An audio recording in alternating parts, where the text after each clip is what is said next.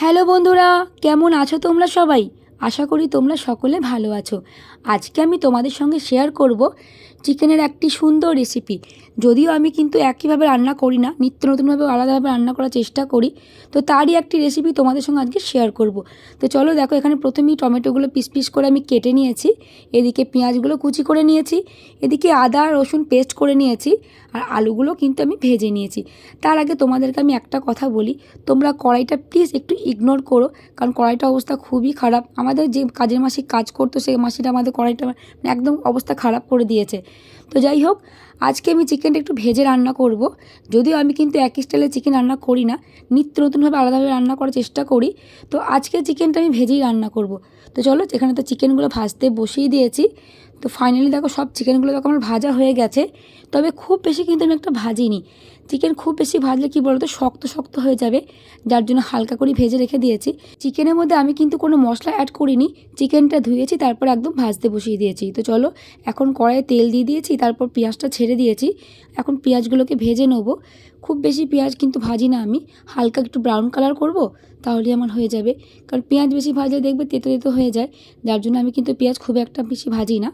দেখো, আমার পেঁয়াজ কিন্তু অলরেডি ভাজা হয়ে গেছে, এর থেকে বেশি পেঁয়াজ কিন্তু আমি আর ভাজবো না। এবার এই পেঁয়াজের মধ্যে যে আদা রসুনের পেস্টটা আমি করে রেখেছি না, সেই আদা রসুনের পেস্টটা আমি এখন এর মধ্যে দিয়ে দেবো। তারপর খুব ভালো মতো মশলাটা আমি কষিয়ে নেবো। যতক্ষণ না কিন্তু তেল ছাড়ছে ততক্ষণ কিন্তু আমি কষিয়ে যাব। এই যে আদা রসুনের পেস্টটা এখন দিয়ে দিলাম, ভালো করে পুরো মশলাটা এখন কষাবো। এই যে অল্প একটু লেগেছিলো, সামান্য পরিমাণে জল অ্যাড করলাম, সেই যে এরকম করে গুলিয়ে নিয়ে এবার চলো এটা এখন দিয়ে দেবো। ব্যাস, ভালো করে এখন পুরো মশলাটা যতক্ষণ না তেল ছাড়ছে ততক্ষণ অবধি এখন মশলাটা কষাবো, কারণ চিকেন তো কষানোর উপর রান্নাটা হবে। চলো এখন শুধু কষিয়ে যাবো। এরপরে কী বলো তো, টমেটোটা যেটা কাটা আছে সেটা দিয়ে দেবো, আর সেই সঙ্গে এক এক করে সমস্ত গুঁড়ো মশলাগুলো আমি অ্যাড করে দেবো। আর তোমাদেরকে আবারও বলছি যে কড়াইটা একটু প্লিজ ইগনোর করো। এখন এই যে কেটে রাখা টমেটোগুলো সব এর মধ্যে দিয়ে দিলাম, তো ভালো করে এখন কষিয়ে যেতে হবে যতক্ষণ না তেল ছাড়ছে। তাহলে এটা তো হোক, ততক্ষণ আমি গুঁড়ো মশলাগুলো রেডি করি। এদিকে দেখো, মশলাটা কিন্তু অনেকটাই কষানো হয়ে গেছে, অলরেডি কিন্তু তেল ছাড়তে শুরু করে দিয়েছে। এর মধ্যে আমি এখন কিছু গুঁড়ো মশলা অ্যাড করব।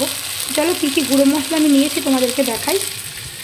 এই যে এদিকে নিয়েছি মিট মশলা, এখানে আছে চিকেন কারি মশলা, লঙ্কার গুঁড়ো, নুন, আর স্বাদটাকে ব্যালেন্স করার জন্য সামান্য পরিমাণে চিনি। সমস্ত মশলাগুলো আমি এখন এর মধ্যে দিয়ে দেবো। কেন বলো তো, এখন যদি না দিই নিজের কড়াই দেখো না লেগে যেতে পারে। যদি প্রয়োজন হয় সামান্য পরিমাণে জল আমি অ্যাড করবো। চলো, সমস্ত মশলাগুলো এক এক করে পরিমাণ করে দিয়ে দিই।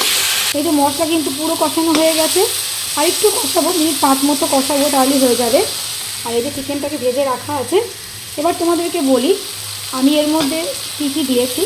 যেহেতু আমার চিকেনের পরিমাণটা 1 কেজি, তাই আমি কিন্তু 1 প্যাকেট মিট মশলা পুরোটাই দিয়ে দিয়েছি, 1 প্যাকেট চিকেন কারি মশলা পুরোটাই দিয়ে দিয়েছি।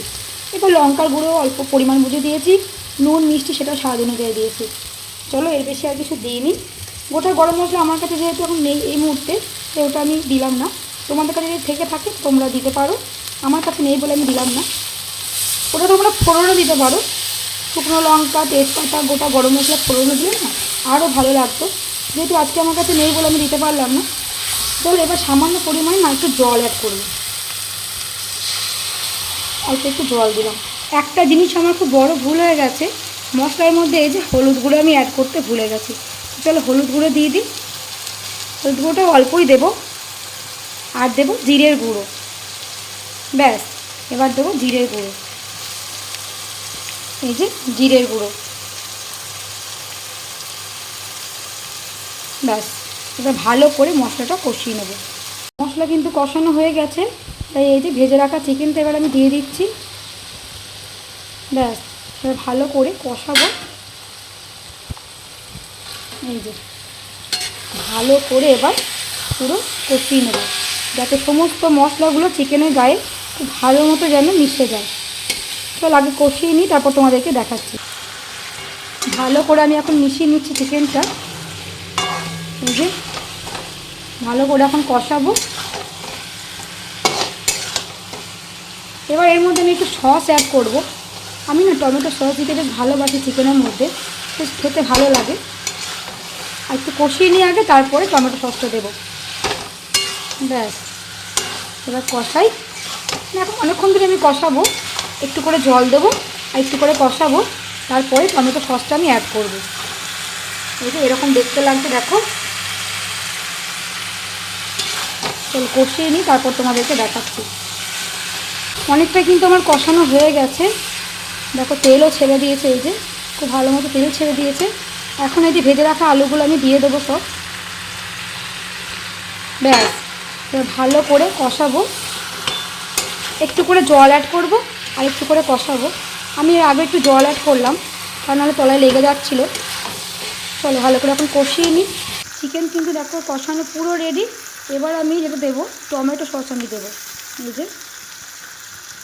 তবে খুব বেশি দেবো না, অল্প পরিমাণেই আমি দেবো। টমেটো সস দিলে না বেশ ভালো লাগে। এবার তোমরা হয়তো বলবে টমেটো দিয়েছি, মানে কাঁচা টমেটো দিয়েছি, আবার টমেটো সস কেন দিচ্ছি।